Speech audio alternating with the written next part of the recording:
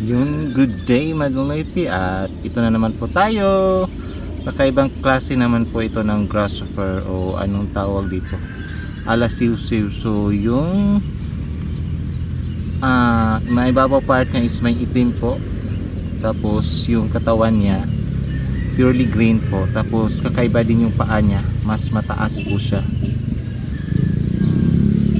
Yun, yung mga batang hindi nakakita po nito, yung mga nakatira lang sa syudad na hanggang picture lang, sana punta din kayo ng mga damuhan para makakita kayo ng mga ganitong creature sa mundo, Manunoypi.